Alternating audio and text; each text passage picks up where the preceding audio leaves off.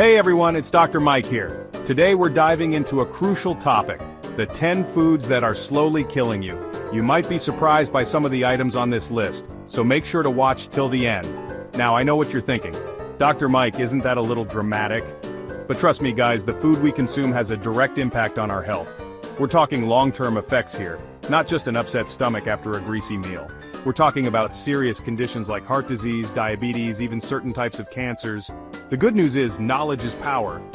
By being aware of these foods and understanding why they're harmful, you can make informed choices about what you put into your body. So let's get right into it. Let's kick things off with a big one: processed meats. We're talking bacon, sausage, hot dogs, deli meats, basically anything that's been preserved by smoking, curing, salting, or adding chemical preservatives. Processed meats are often high in saturated fat and sodium, which are bad news for your heart. But the real danger lies in those chemical compounds formed during processing. Studies have linked these compounds to an increased risk of colorectal cancer. Think about it. You're essentially eating meat that's been treated with chemicals to last longer on the shelf. Now, I'm not saying you can never enjoy a bacon cheeseburger again, but moderation is key.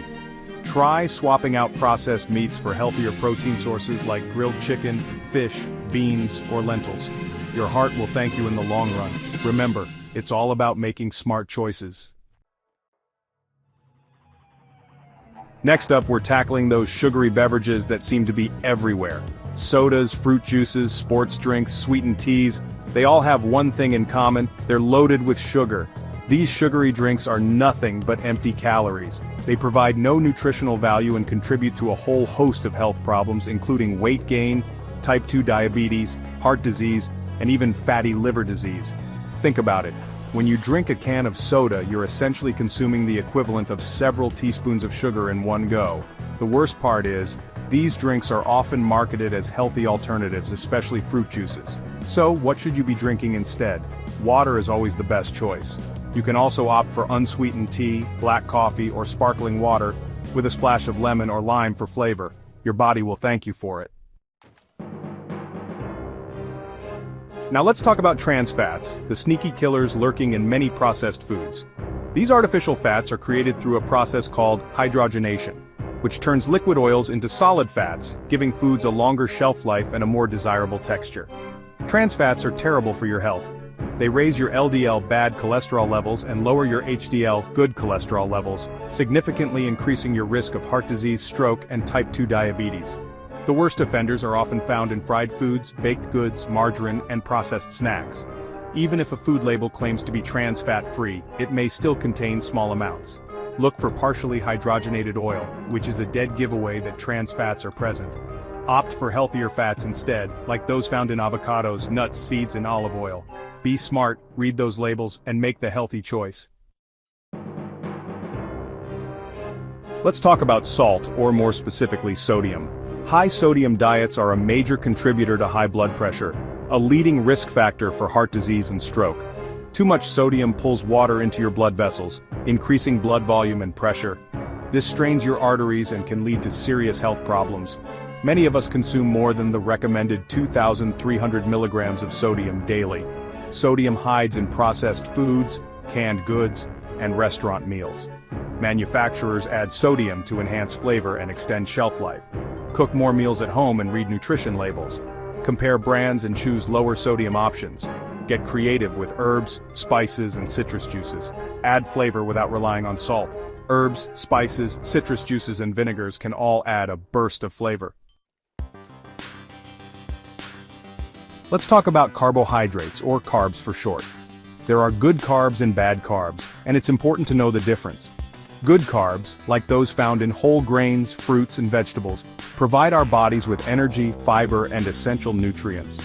Bad carbs, on the other hand, are often stripped of their nutritional value during processing, leaving behind empty calories that can wreak havoc on our health. Refined carbohydrates like white bread, white rice, pastries, and sugary cereals fall into the bad carb category. These foods are quickly broken down into sugar in our bloodstream, leading to spikes in blood sugar levels and insulin resistance over time. This can increase your risk of weight gain, type 2 diabetes, heart disease, and other chronic conditions. So, What can you do to make sure you're choosing the right kind of carbs?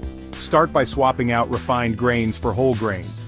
Choose whole wheat bread over white bread, brown rice over white rice, and quinoa or barley over couscous. Aim to fill half your plate with fruits and vegetables at every meal. Let's talk about artificial sweeteners, those seemingly magical substances that promise all the sweetness of sugar without the calories. They're found in diet sodas, sugar-free desserts, and even some yogurts and salad dressings, often marketed as healthier alternatives to sugar. But are they really too good to be true? Well, as with many things in life, the answer is not so simple. While artificial sweeteners may seem like a guilt-free way to satisfy your sweet tooth, there's growing evidence that they may not be as harmless as we once thought. One concern is that artificial sweeteners, while not containing calories themselves, may actually trick our bodies into craving more sweet foods, potentially leading to overeating and weight gain. Another concern is the potential impact on our gut microbiome, the trillions of bacteria that live in our digestive system and play a crucial role in our overall health. Some studies suggest that artificial sweeteners may disrupt the balance of bacteria in our gut, potentially leading to digestive issues, inflammation, and even metabolic disorders. So, what's the bottom line? As with many things in life, moderation is key. Let's talk about alcohol, a substance that's often glamorized and celebrated in our society. Excessive alcohol intake is a major health risk, leading to a wide range of problems. Binge drinking and heavy drinking exceed recommended guidelines. For men, no more than 4 drinks a day and 14 per week. For women, no more than 3 drinks a day and 7 per week.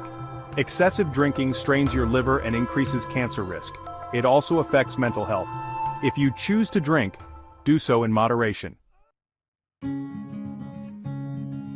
Let's talk about fast food, the ultimate convenience food that's become a staple in many of our diets. It's quick, it's easy, and it satisfies those cravings, but at what cost?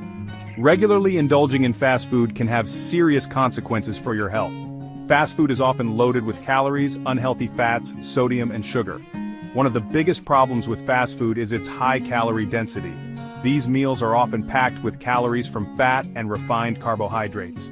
Obesity is a major risk factor for health problems like heart disease and diabetes. Another issue is the high sodium content in many fast food meals. So what can you do if you're constantly tempted by fast food? Try to cook more meals at home. There are healthier options available at fast food restaurants.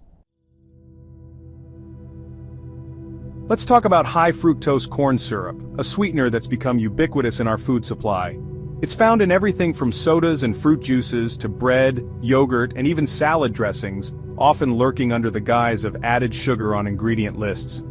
But what exactly is high fructose corn syrup and why is it so bad for us? Well, it's a highly processed sweetener made from cornstarch that's been broken down into glucose and fructose.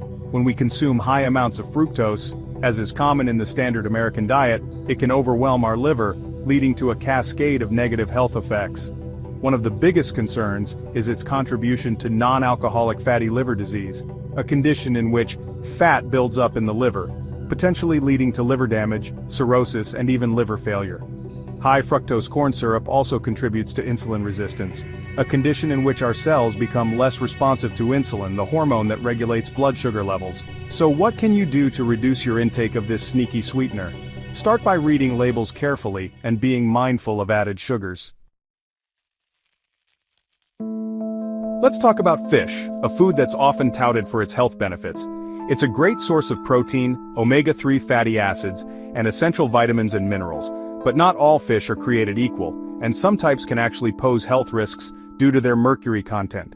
Mercury is a heavy metal that can accumulate in fish, particularly larger predatory fish that are higher up on the food chain. When we consume mercury-contaminated fish, it can build up in our bodies over time, potentially leading to a variety of health problems. One of the biggest concerns is the impact of mercury on brain development, particularly in fetuses and young children. But mercury isn't just a concern for pregnant women and young children. High levels of mercury can also affect adults, potentially leading to neurological problems, tremors, vision and hearing problems, and even heart problems. So, what types of fish should you be cautious about? Larger predatory fish like shark, swordfish, king mackerel, and tilefish tend to have the highest mercury levels and should be consumed sparingly, if at all. Thanks for watching. We've covered a lot of ground today, from processed meats and sugary drinks to refined carbohydrates and artificial sweeteners. It's a lot to take in, but remember, knowledge is power. By being aware of these foods and understanding how they can impact your health, you can make informed choices about what you put into your body. It's not about depriving yourself or following a restrictive diet. It's about making small, sustainable changes that add up over time. If you found this video helpful, don't forget to like, comment, and subscribe for more health tips. Stay healthy, and I'll see you in the next video.